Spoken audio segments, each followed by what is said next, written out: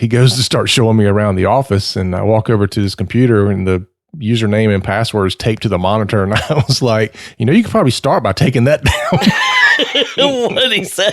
He was like, oh, yeah, that's not good. Yeah.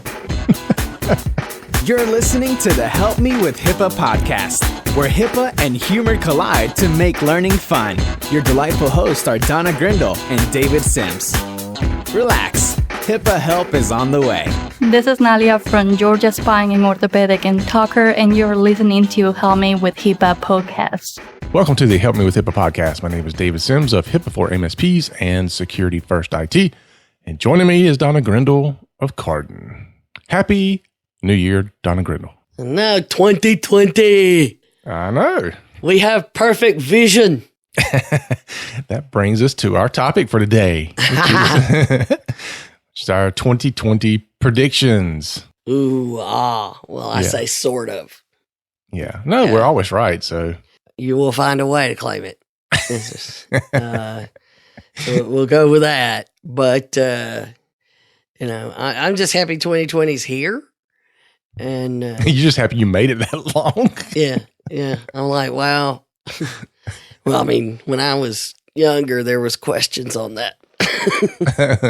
Yeah. How many people told you won't make it past 30? More than one. That's what I figured. But then I said, look, if I do, I'm not going to have any regrets. I'm not going to say I wish I did. Yeah, it is true. Yeah. So, that being said, don't have any regrets. We're going over the edge with predictions now. Yeah. Well, just the fact that you don't regret starting the podcast with me, that's something you've never said before.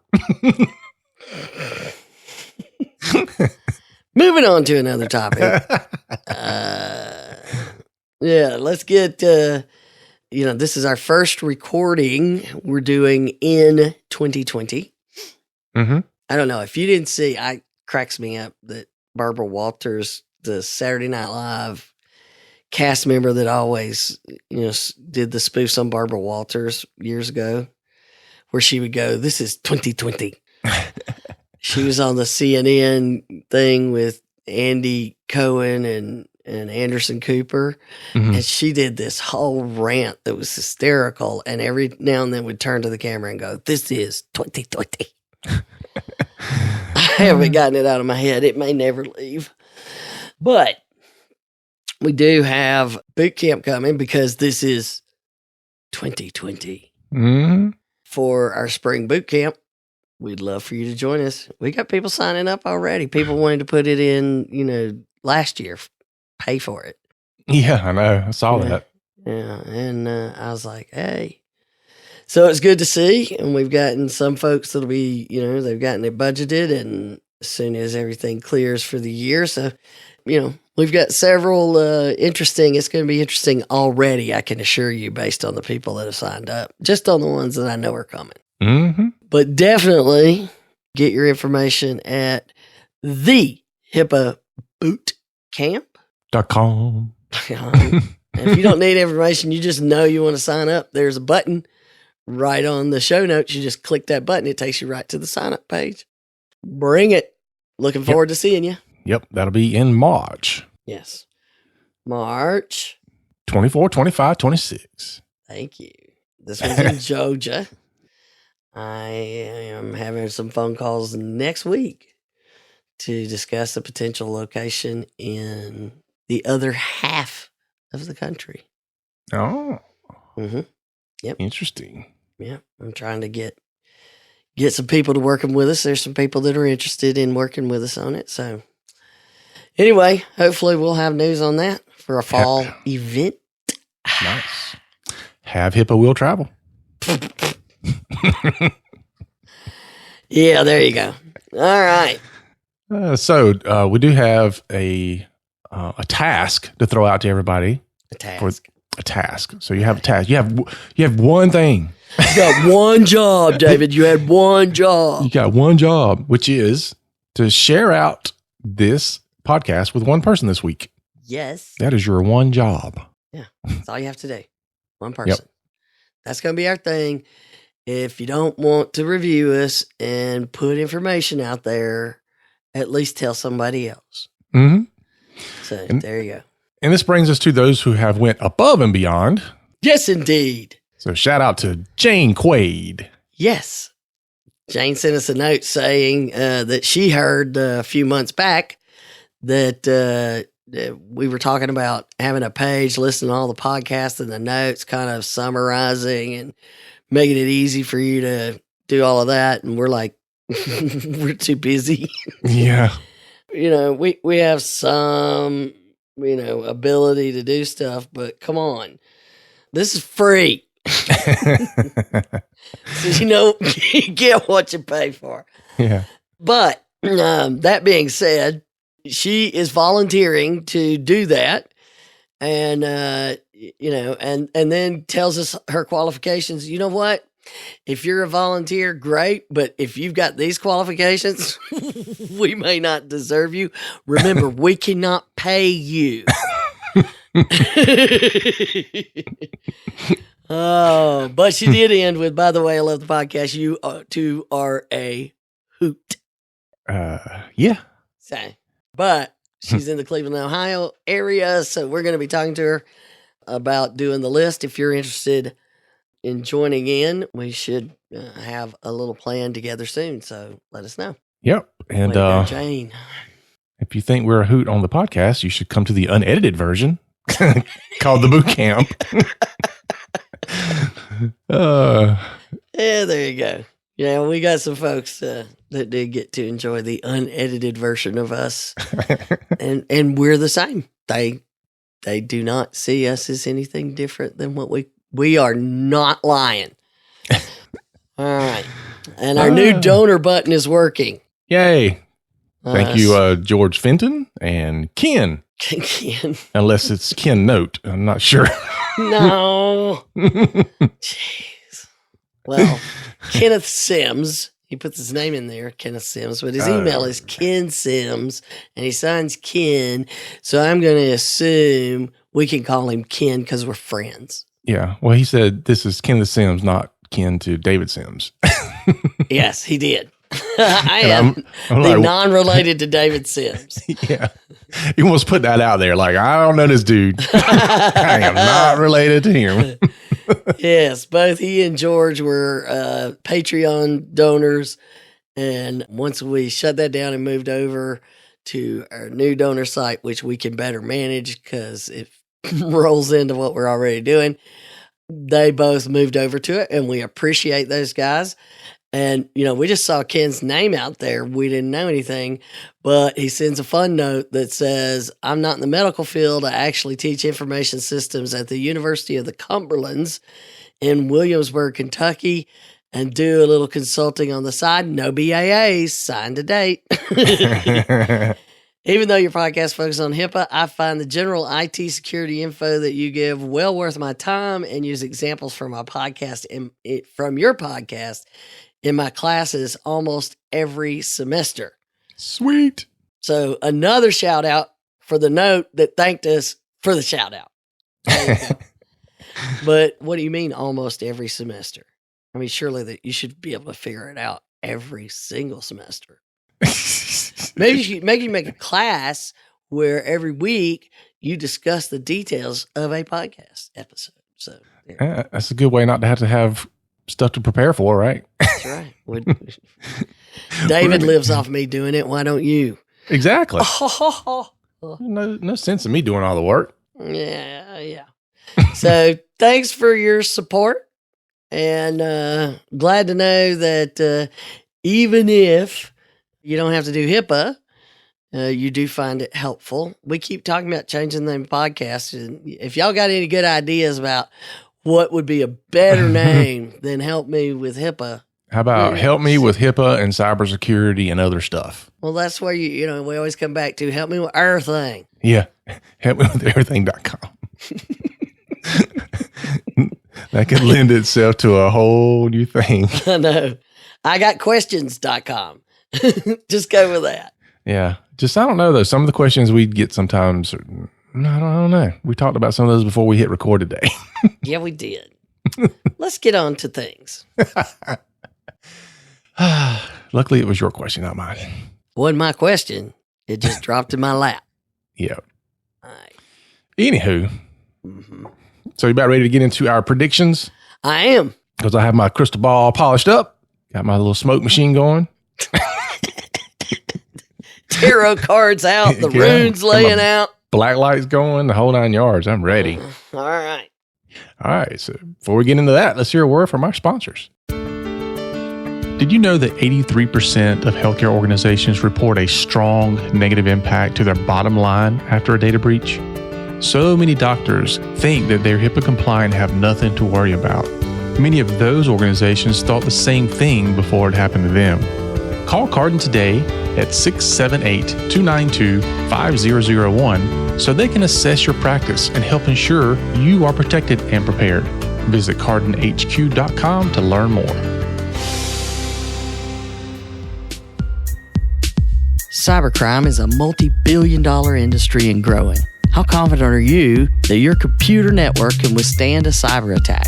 Can you afford to take the chance that what you have today will protect you? Call us and find out if the cybersecurity in your business is something you should be concerned about, or if you can rest easy knowing your business is protected. Visit us online at securityfirstit.com. That's securityfirstit.com and schedule a time to talk. All right, we're back. Here Yay! we go. Here we go. I love how you say we're back, but they just listen to our voices. But I'm just going to let that go. Yeah, we might All change right. that. Maybe we should do a live reading. Kind of like the tarot cards. Ha! Anyway. Jeez, here we go. All right, so we've got 8 predictions. The first 2, we made list and we agreed on 6, and of course David has to throw in some. Well, I Our want to. biggest fail of last year was the one you had to add in. I'm just saying. Well, I wanted some. I want to go out there and say, look, there's some that you can kind of look at and go, yeah. I mean, anybody can predict that. You can see it pretty easily. But I want to try to stretch my goals here. And I want to see if I can come up with 1 or 2 that, it's a stretch. It might happen, might not. But, go out on a limb here. I don't mind. Yeah. So you developed your own long shot, and now you're betting everything on it. All right. Yep. So as you would say, stuff. yeah, as you would say, this is a swag. Scientific wild her, I guess. Arse. $8. There you go. So my first one is that AI and deep fakes will start to become a bigger cybersecurity problem. And I think if you look into what this is and does, the whole deep fakes thing, I didn't really get how it could become a cybersecurity issue until I listened to a recent podcast where it talked about how easy it is now for anybody to take free software that's out there and available and literally take videos and make it look like somebody else in the video, or make it sound like the person that's, in there and talking and all that. And so as I listen to all that, I'm still going, well, I don't get how videos are going to be a cybersecurity issue until you start thinking about how we might be able to take AI and deep fakes. And then as people are creating these business email compromise things, we could have a way for this AI to know exactly how somebody is going to respond to something, and possibly even say, give me a call and let me verify this. And whatever number they call could even sound like this person, depending on what's already out there. Now, this is probably not going to be something that's a big problem for a small business, but I do think we're going to start seeing the bigger businesses and the more public businesses. This is going to be an issue. So that is one of my predictions for 2020, my stretch prediction. All right, Elroy. And then my second stretch prediction will be that 5G, as it's being rolled out everywhere because of its security issues and distributed network stuff and all this other craziness, we might actually see a public disclosure of a data breach caused by a mobile device. And that's probably happening. And, 5G is supposed to change how we do things, just like the internet changed how we do things. But now we move at such a faster pace, 5G will really impact things quickly. The problem I see is that you watch every other commercial is one of the phone companies saying that they've got, the mobile providers. We've got 5G, the fastest 5G. We got the biggest 5G. We're better than everybody else 5G. Yeah. Okay, but those 5Gs aren't the real 5Gs. There's always a little, asterisk somewhere. It's the 5 little G, not the 5 capital G. Yeah, and and it's how are you building it and what framework are you building it on? And we're building it on the fastest one. But when you're a technical person and you get into the details, they're very different. And you don't have devices that are using it fully. And once it does light up, we're going to learn a lot of interesting stuff. But, is it going to solve the problem of people that have horrible cell signal at their house? That's still, I got 5G until I walk into the bedroom. Then I got 0G. But anyway, yeah, I am uncertain of the impact of 5G because I am uncertain when we will see real 5G that's being used. Yeah. So, all right. So that's going to bring us into our more certain predictions. Mine. I wouldn't. These are the so ones far. where you agreed. Yeah. Well, as we had our separate list, there's several of these. Let's see. We had, I guess, 6. You had 6 total, and I think of your 6, I had 4 that's very similar. Mm-hmm. And so we just kind of merged them all together. So you had a couple in here that I didn't have, but for the most part, they were the same, which is, as you said, it's amazing that you do all the research and yet I pull things out of the ether. Rear end. And they're somewhat similar. Same thing. Yes. I actually put, references to information as to back up why I think things instead of just, writing it down and saying, moving on. We could just read David's list and have a 5-minute podcast. Hey, look, if I say it, that's all you need to know. All right, number 3. Number 3. A lot of big settlements going to make the news, and OCR enforcements will tear it up between now and the election. Yeah. Yeah, because, once the election happens, there's going to be chaos no matter what happens in the election. But there are so many things that are so close, and there's so many things working through the courts that in like Christmas Eve, the Georgia Supreme Court ruled that the lawsuit by the patients against Athens Orthopedic can come back in. There's all kinds of stuff that's actively happening, and then the holidays kind of paused it. But I expect to see a pretty busy February and March from OCR and even some of the states, or, those kind of things where enforcement's going to pick up. It's not that enforcement slowed down. It's just they can't tell us all about it yet. You know what I mean? Mm-hmm. But let me just say that you better, if you haven't taken the time to evaluate your patient access policies and procedures and really work with the people that are in charge of medical records and dealing with the patient's request, you better get on it today. Mm-hmm. Because they're on it.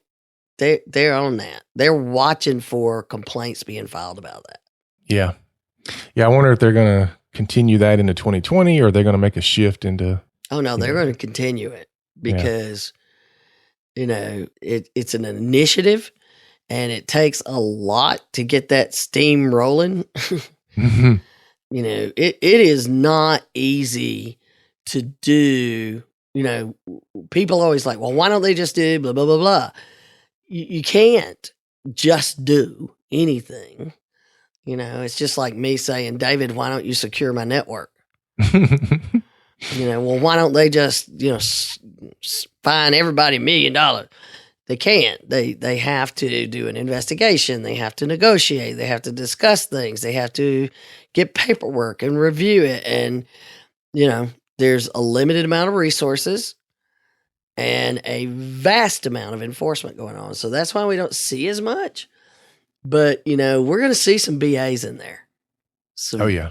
We're going to see some BAs soon, I'm expecting. What about, you think? Yeah. I shouldn't even say it this way, but I'm hoping to see an IT company in there. I know. It's that Schadenfreude. Yeah. So, it's not that I wish anything bad on anybody. It's more of, look, I want to hear what happened, how it happened, and what's the response to that. Yeah. Because you don't have that need for Schadenfreude. You just you need something to point to for all the people that keep telling you you're wrong. Well, and it's not that. I'm tired of seeing, even yesterday I was on Reddit and somebody said something about HIPAA and we're talking about IT and all that. And sure enough, there's a handful of people that post, oh, all it is just best practices. Oh, all it is just securing your network. Oh, all it is. And I'm like, oh my gosh, man. If you don't know, don't respond to the thread. Just shut your mouth. Well, the problem is people think they know. Yeah. Yes. It's not that they don't know and they believe they don't know. They believe they know everything. It's funny because some of them will actually start out with, I am not sure, but.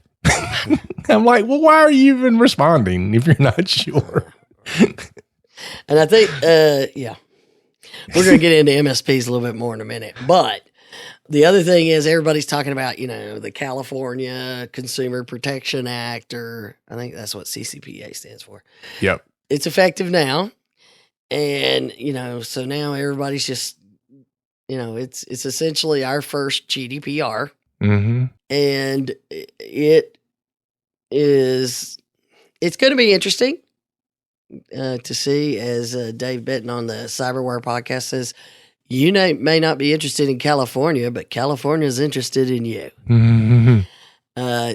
They're paying attention to a whole lot of new things, but they've said, enforcement isn't going to happen until the last half of this year.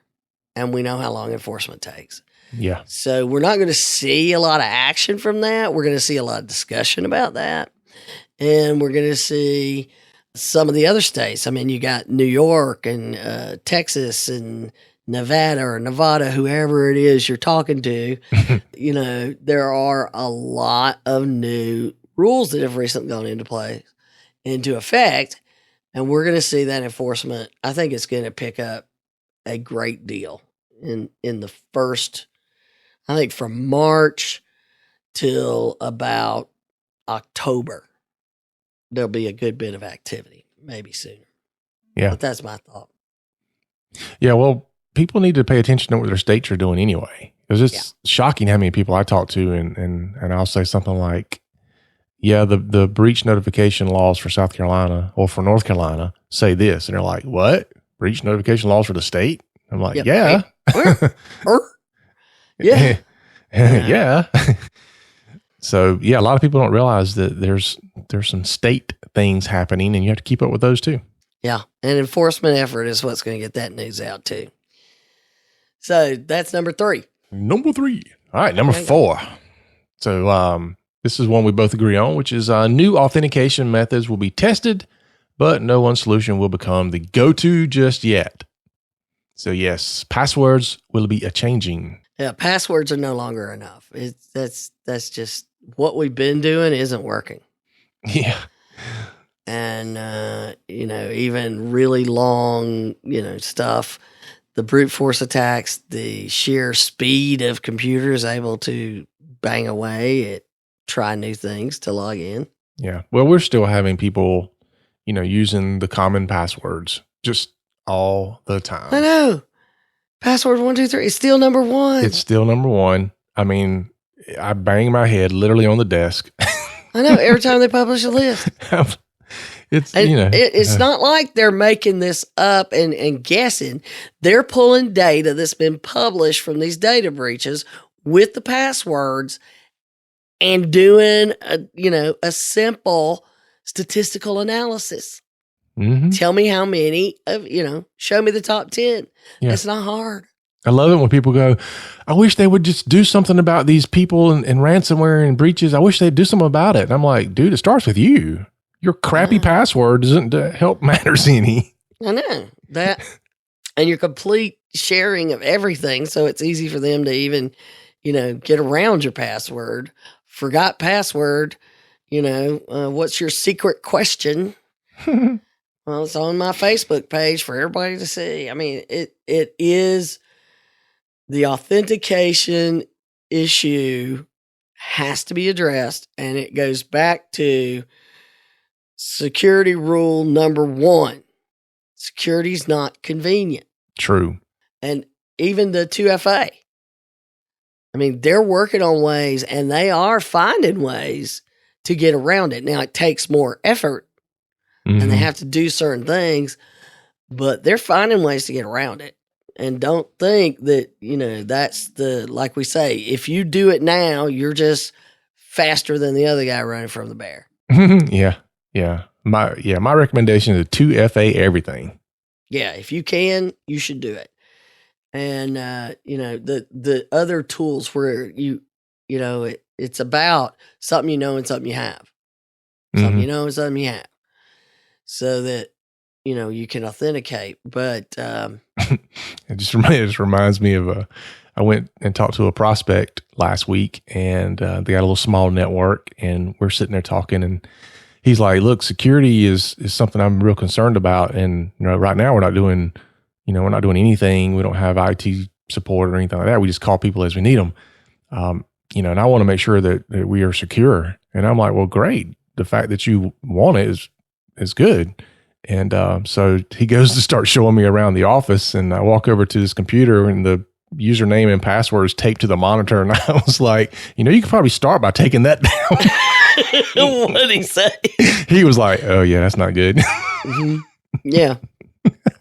It's like, I told y'all she was coming to take this stuff down. It's like, look, I want you to hire me, but you don't have to hire me to do this part. Yeah, you could just take it off the monitor. Yeah. Just walk. That's why people are like, aren't you going to, when we do our first assessment, are you going to come do the physical walkthrough? I said, I can, and I can charge you for it. But I bet you anything, if I gave you a list of things to check and you just walk through on your own, you'll save money because you can fix plenty on your own and then have me come. Yeah. Well, I think the problem is that this stuff is so in front of them all the time, they actually don't even see it anymore. Yep. That's why even when we say when you're doing security posters, change them up, turn them sideways, turn them upside down, make them different because you stop looking. Yeah. Just But move offices. Just don't even tell people. So, but we're going to see more things. I love my gatekeeper little thing. Yep. I love the fact that I just pick it up at the bottom of the stairs and take it to my office, and I have a much easier way to get into all of my stuff because we've talked about how paranoid we are. Yeah. But, I'm going to keep testing out some of the new stuff they've got coming out, and they're always adapting, got some new things. So I really like their stuff. And then LastPass, their LastPass identity solution. Saw that. Yeah, we're going to be looking into it. The team doesn't know it yet, but we're going to be looking into it. Yeah, you got that. You got, Google came out with the Titan key. So, but again, until something kind of narrows down, we're not going to know there's just got to be more. You can't just walk around with password anymore. Or can I write it in my book I keep in my purse? And then your favorite part of authentication methods that absolutely has to change. Which is? No more admin defaults on devices. No more. Oh, yeah. Oh, yeah. That one. Yeah. Well, that's going to be a harder thing because if you go from a manufacturer standpoint, if I say you've got to have a different username and password for every device that rolls off your assembly line. Yeah, but a lot of them they're handling it because California passed a law a while back I know. that said, by a certain time you have to do it. And so they're starting to handle it where the password, the username will be maybe admin built in, but you can change it, which is important. Change admin to something else if you can. And then the password is actually printed on the device and it comes with like the serial number or something, Yeah. Yeah. I mean, any device that comes into your network during the entire year of 2020, the first thing you should do is go in and change your default credentials on that thing. It's step one. Yeah. I mean, we took over a client not long ago, fortunately not healthcare, but their server had, admin credentials on it, their workstations, their website. I'm like, dude. And don't just say IT takes care of that. Yeah. We're about to get to that very important statement. Yeah. But change the username and password, man. It just surprising. We have a local ISP and they're running around right now and they're upgrading a lot of their equipment. And so they're going into these businesses and they're saying, look, we're going to put you on another static IP address because we're upgrading our equipment. And I talked to one of the guys. There's only 2 people doing like the entire 3 counties around here. And I talked to one of the guys the other day and he's like 90% of these businesses I walk into, I put in the default credentials for the router and it lets me in. I was like, yeah. You can't even do that at my house. AT&T folks, what's your password? I ain't telling you. Yeah, no kidding. I was like, I can reset it, give you something. We can do it together. No. But authentication, yes. So that's number 4. Number 5. Number 5, IoT, OT, and IOMT. Whew. One of them. Yeah, one of those things, one of those Internet of certain things is going to be a source of a data breach, a healthcare data breach in 2020. Not just a data breach. I think it's going to be the source of a healthcare data breach. Now, whether it's one that'll be a huge one, that remains to be seen. But shout out to Alex, boom, because he made sure I didn't forget to add this one. When he threat posted an article about, the Alexa, Google Home thing that we've talked about before. Yeah. We talk about Alexa and the issues that all of them have with saving what they hear. Oh, yeah. And that other people are listening. And then, of course, there's the, quote, HIPAA compliant Alexa, which if you read that detail, listen to that podcast, where we go into detail, Amazon never says it's HIPAA compliant, but that's what all the reporting says. But you give it a skill and you can tell that skill to trick and log conversations and do stuff. And there's no vetting on these skills. So you submit the skill and it does it and it starts logging this out there for the vendor to get to. And so, it can hear everything that's going on, not just its own skill.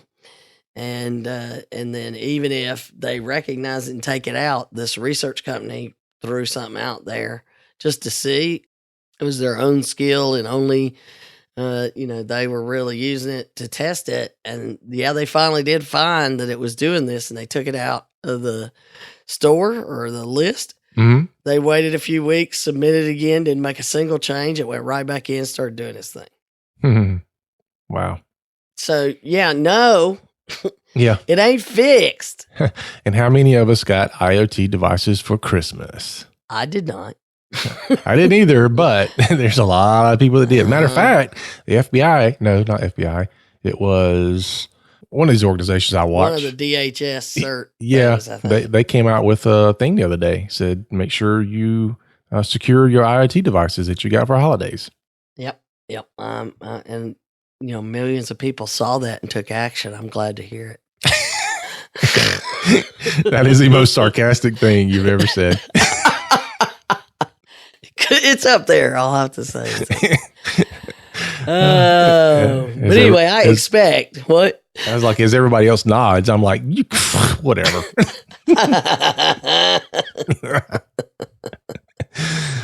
Well, it was there, had to use it. But I do see, whether it's the operational OTs, the operational systems are connected to the internet. So you're looking at heating and air and security system, all of those kinds of things that are running the building. Mm-hmm. Particularly heating and air. That is, they're getting into those. Don't think they're not.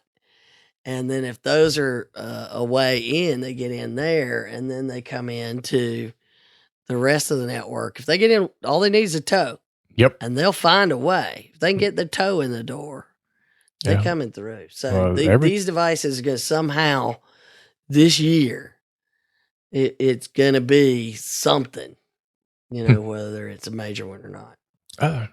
I'll take that back. I actually did get an IoT device for Christmas. What? I got a TV with we've got to connect to your Wi-Fi.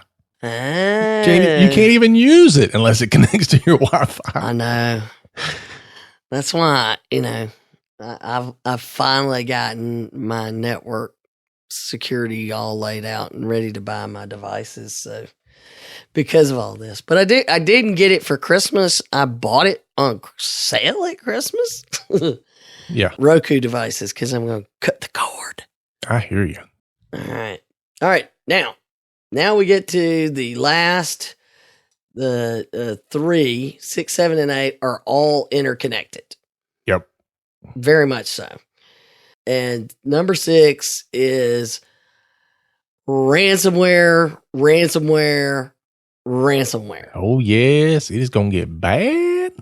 We haven't even tipped the iceberg because they've now learned all kinds of new things, and they're making a boatload of money from doing it. Big shift.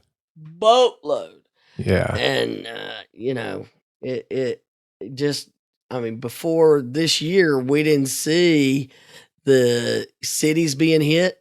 Yeah. Did you see the city that the ransomware is, people are asking for $1 million? Yeah. It's just crazy. $1 million. Yeah. New Orleans has been hit right in the middle of all the bowl games that are happening there and all this other stuff. So it is insane. Mm-hmm. And, MC Soft, I never can pronounce that. EMSI Soft. MC Soft.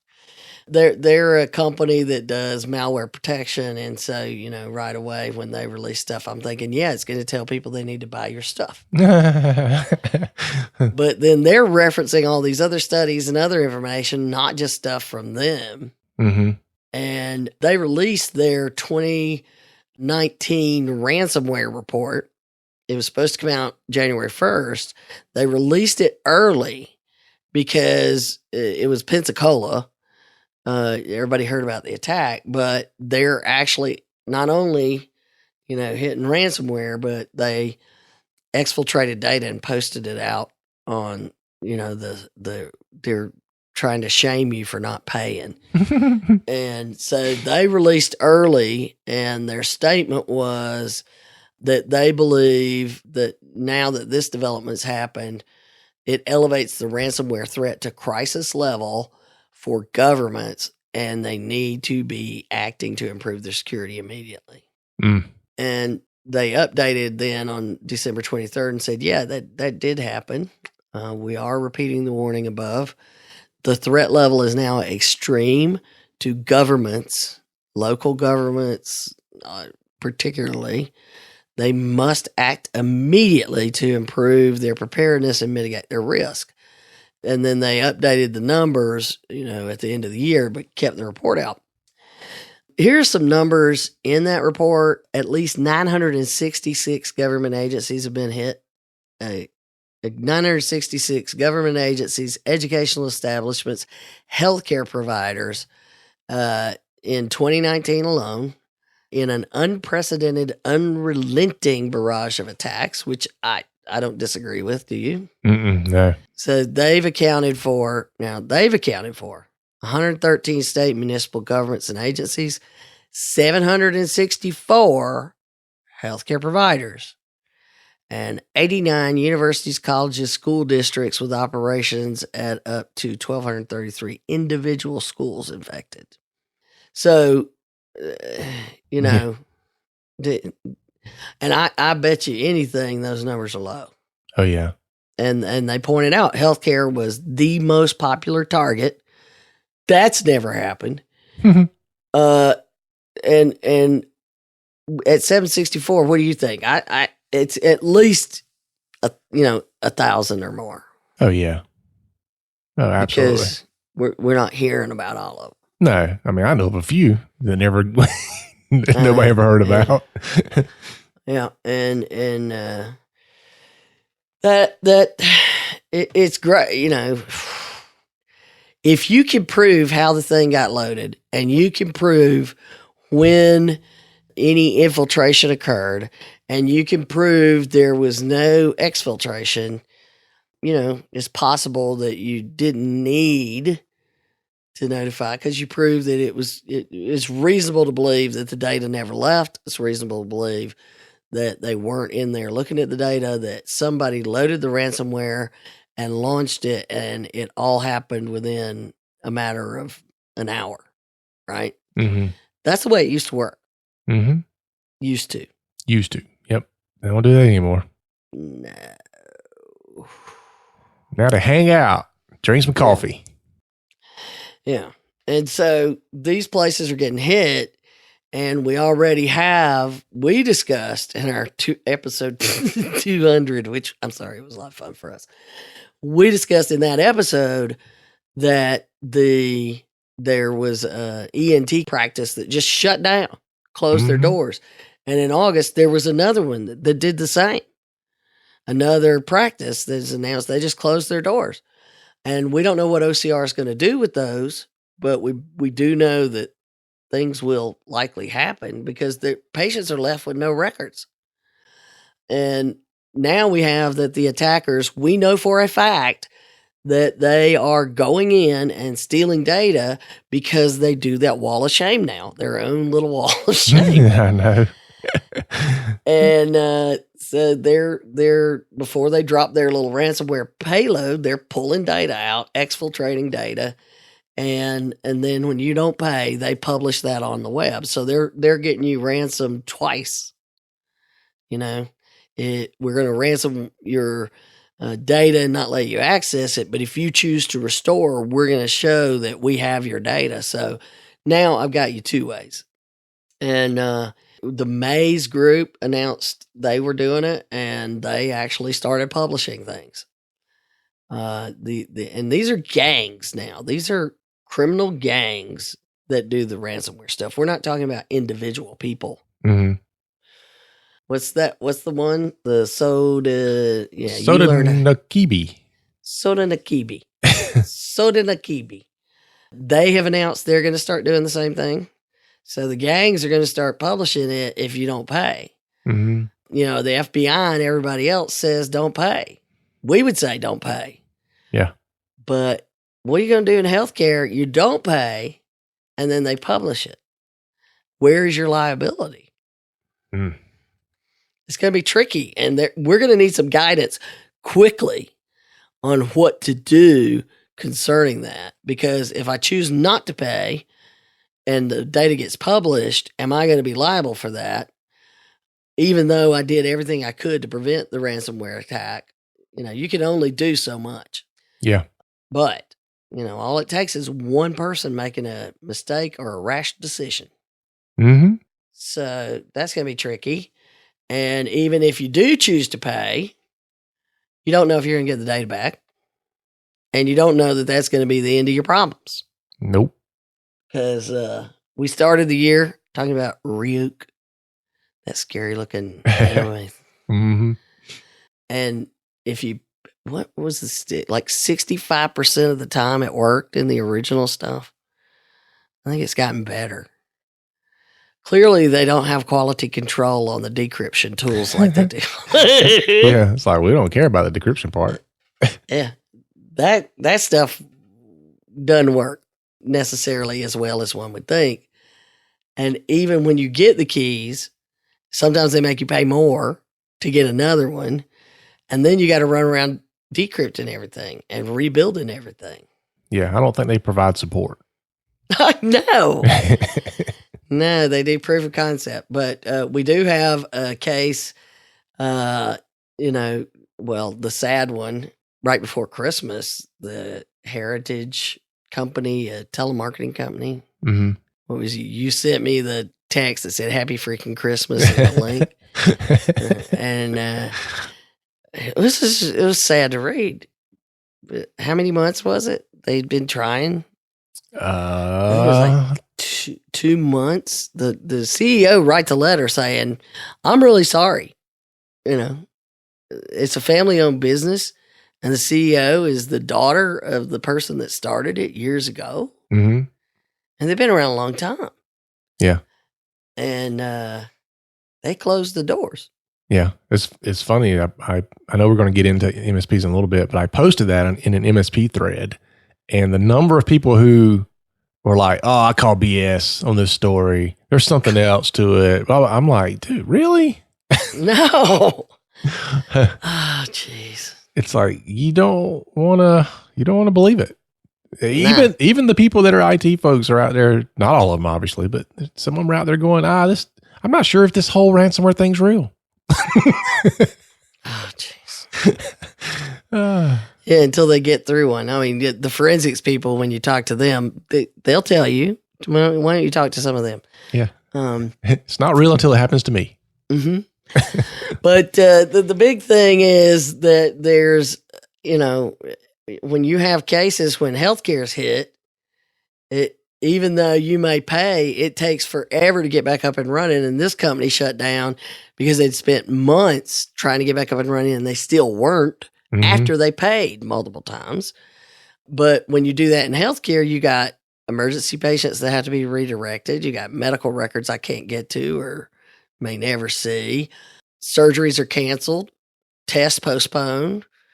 They reroute everybody. 911's affected. A boatload of stuff, even like badge scanners and, my ability to get places. Mm-hmm. Medication checks. All of that stuff goes down. And in Alabama, we heard about a really bad ransomware attack, and the health system is now being sued. And it's not about identity theft. It's about failing to provide patient care in a ransomware attack. And it's a federal case. So that one's going to be interesting to watch. But now we get to the MSPs. Mm-hmm. Yeah. And it's it's frustrating, isn't it? Yeah, if you listen to our Halloween episode, you'll hear us talking about these scenarios, but the MSPs have been under attack since late 2018. Mm-hmm. The Chinese have been at them, and the FBI knew it, and the FBI's publishing stuff. Ain't nothing happening because Christmas Eve story came out. Synoptic, that's an MSP with 1,100 customers across a broad spectrum of industries, it says, including healthcare. Mm-hmm. So we're going to hear about this. And they got hit. Word on Nerd Street is they've paid a hefty sum, and they're still going to have to, put it back together. And there are a lot of these MSPs that are paying because they have no choice. Yeah. Because you don't have staff to go work on every single client all at the same time, do you? Oh, no, absolutely not. We talk about this in the boot camp. What if something like that happens? You're not going to get very much IT support. No, I mean, you just don't have the people to go around and decrypt and rebuild the networks all at the same time. No, absolutely not. You would have to be pulling in all the help you could get. Yeah. To save your business and your clients' business.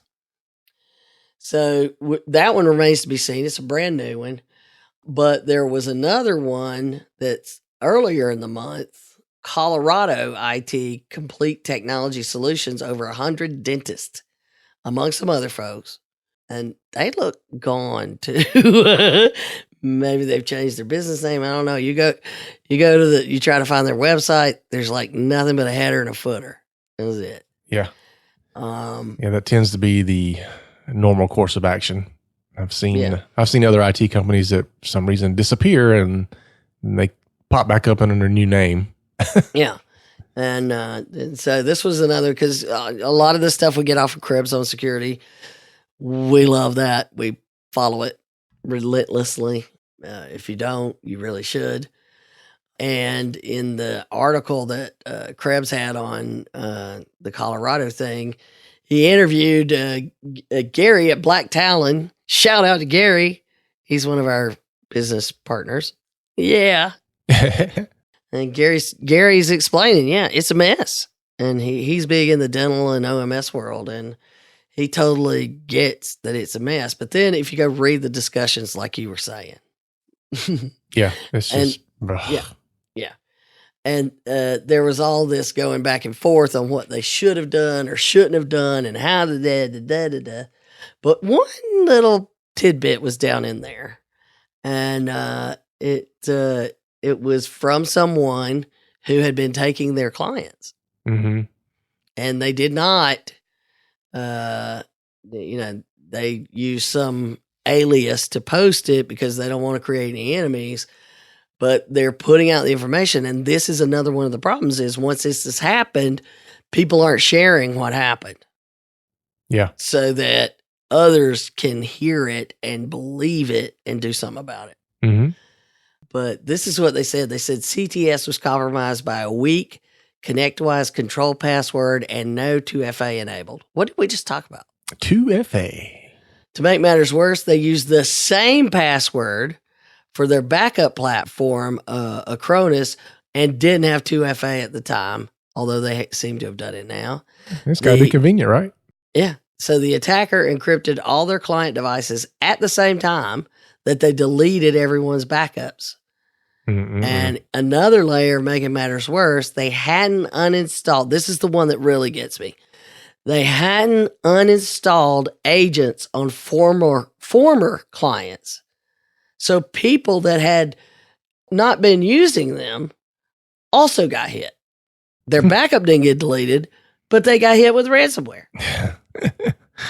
Yeah. Well, that's kind of a mess. That's kind of a twofold gotcha because, okay, you could say they didn't uninstall from the former client. Okay. Whether that is because they didn't do it or because for some reason the uninstall scripts didn't run.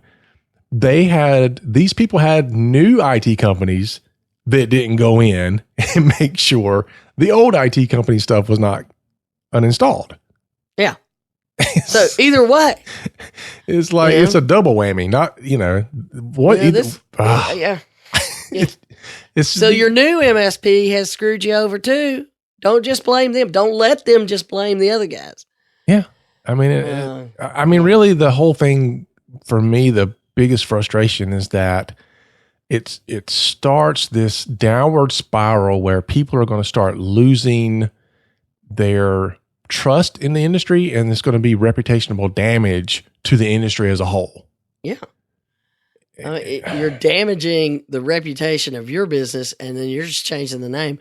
But in the meantime, the entire MSP industry and those companies are getting black eyes. Oh, yeah. Yeah, because no matter what I do right, if you keep hearing MSP this, MSP that, and I'm known as an MSP, then you're just going to have the same level of skepticism about my service. No, you know what's going to happen? We're not going to call them MSP. Yeah. I mean, we don't use the term, honestly. Most people don't know what it is anyway, so we don't use it. But still, if somebody were to call and say, are you an MSP? Most likely one of my people would be like, yeah. Well, I mean, but this is, because this is in the news, you're going to see it. But until MSPs, and particularly the little bitty ones. Oh, gosh. Yeah. That's the Halloween story, was a little bitty one. Multiple small ones, and we just today, we're looking at another small one, and you could tell by just a few questions and a couple of things on their website, they're nowhere near prepared to handle something like this. No. I mean, and I would even go so far as to say, don't even put the testimonials of your clients on your website anymore. And this flies in the face of all these marketing guys out there telling you to do this or to put the testimonials there.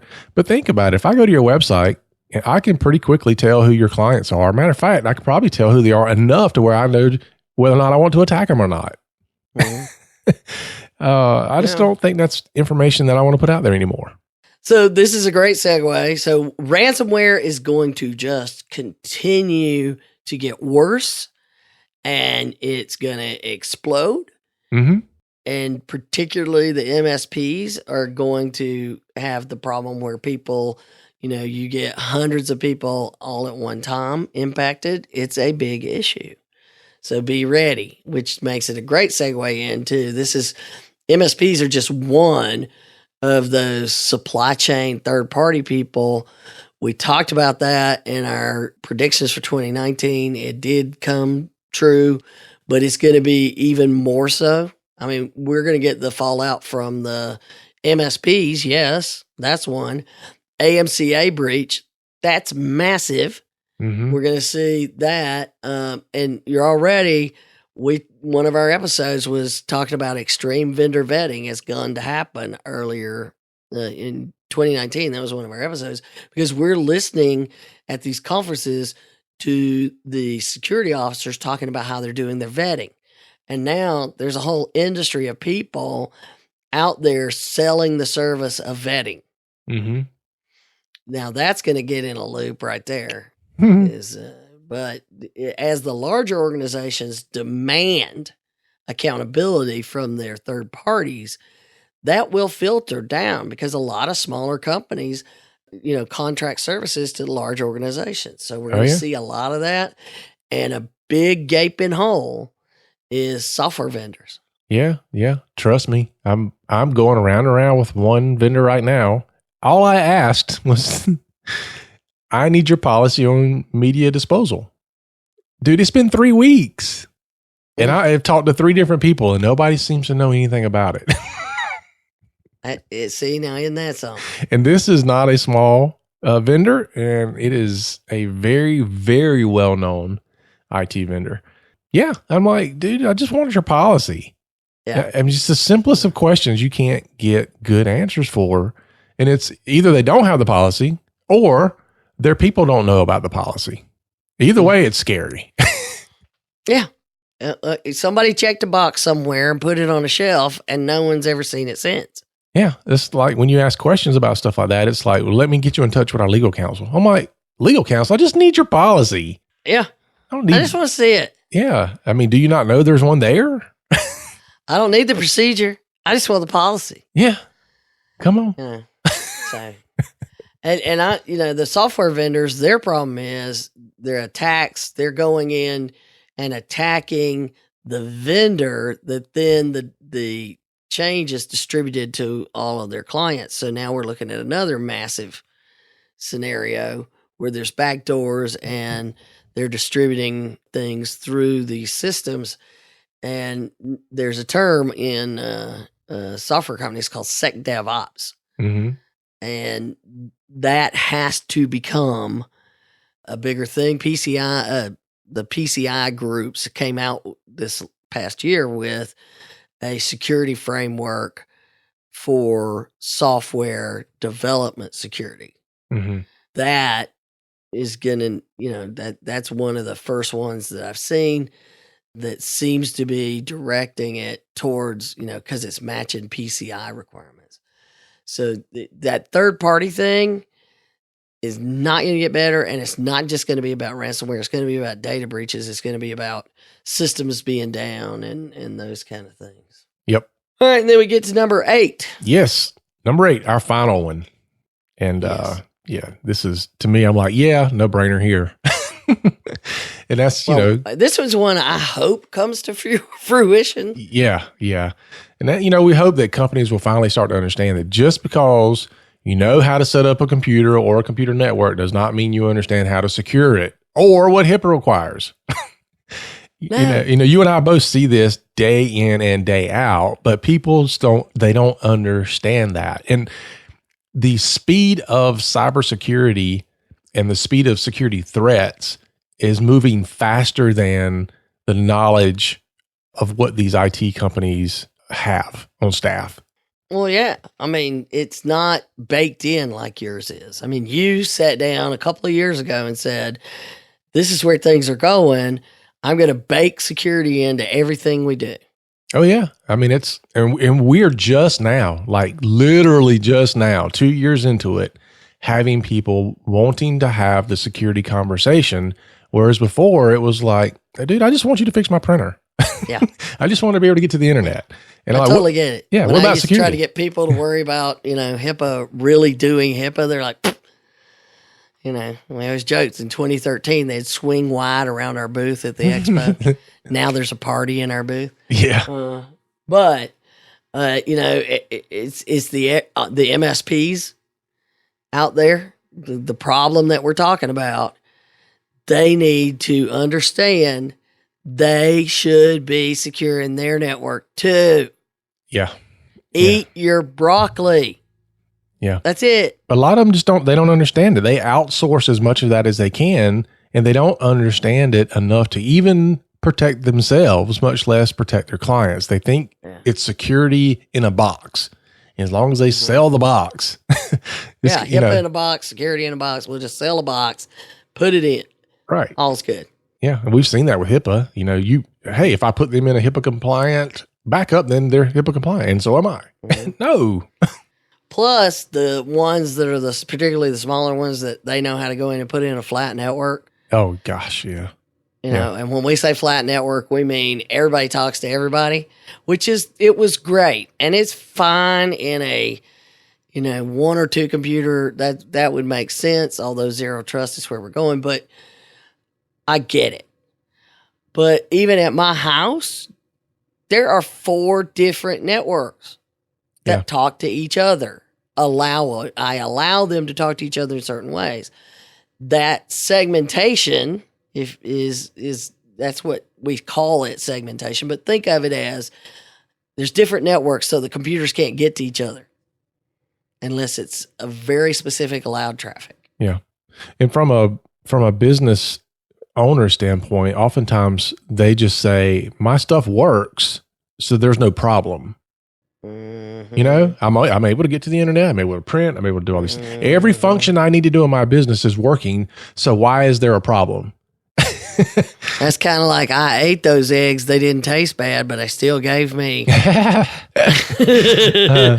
There was no problem going down. Yeah, but that's some of the big issues that we run into is we come in and go, dude, you got some massive issues. And you're like, what do you mean? Everything works fine. Yeah.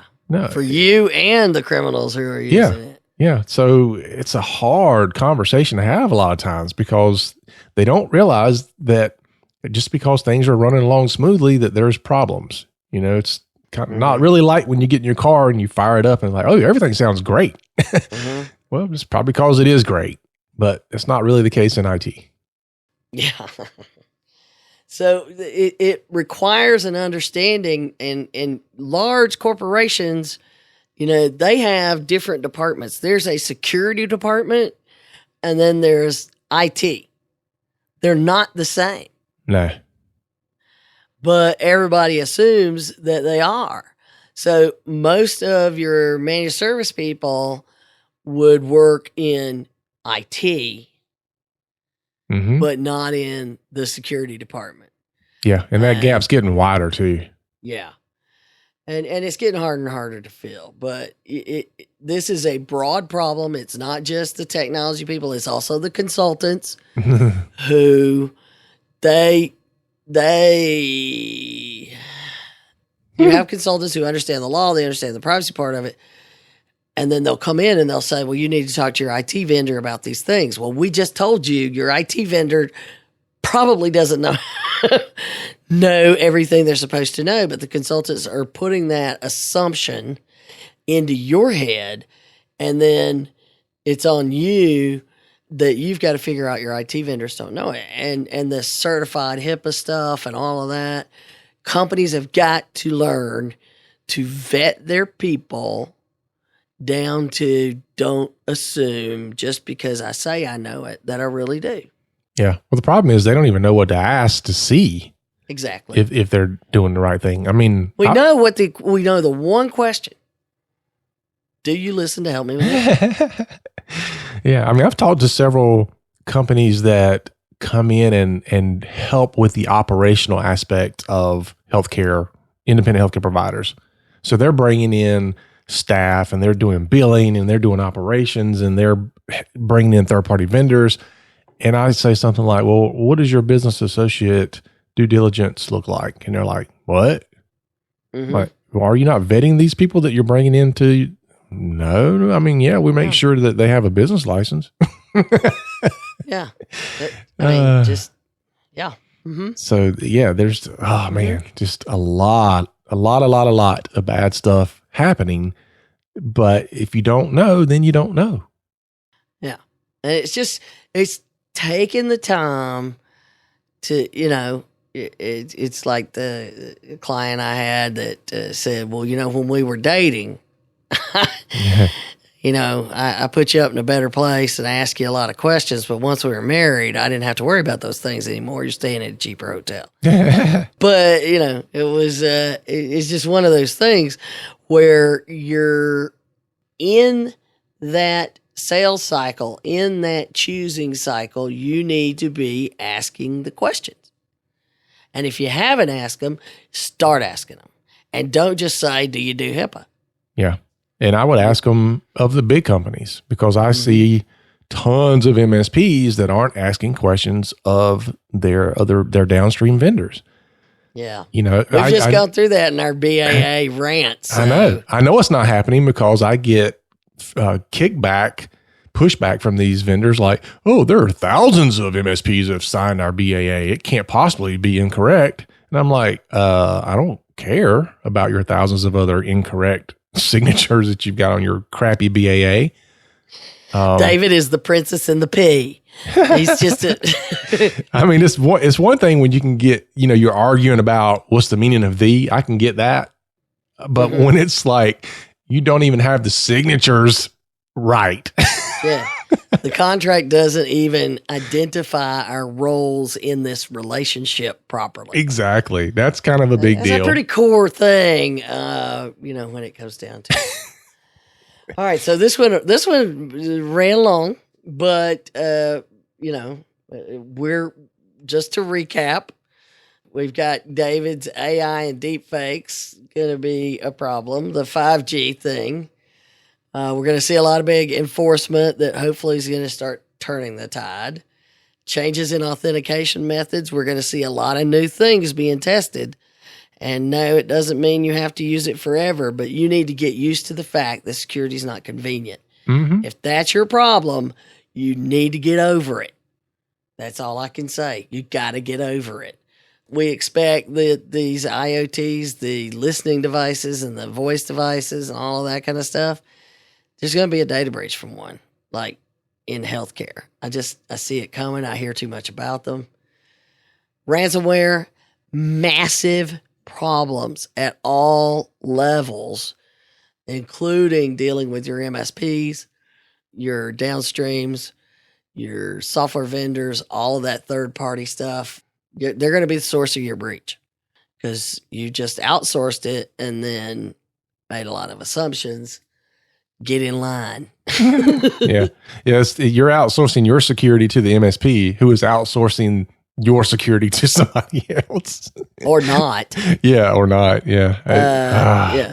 Yeah. Yeah. So this gets us to the eighth one, which we just covered, was finally, we're going to start seeing the turn for people understanding when these horrible things happen, the person that told me I was okay might not know what they're doing. And it's not a malicious thing. They don't know that they don't know. Yeah. Well, there needs to be more two-way communication where you're asking your vendors, what are you doing for me and what are you not doing for me? And the other side of it is the vendors need to be talking to their clients and say, this is what we're doing and not doing for you. Yeah.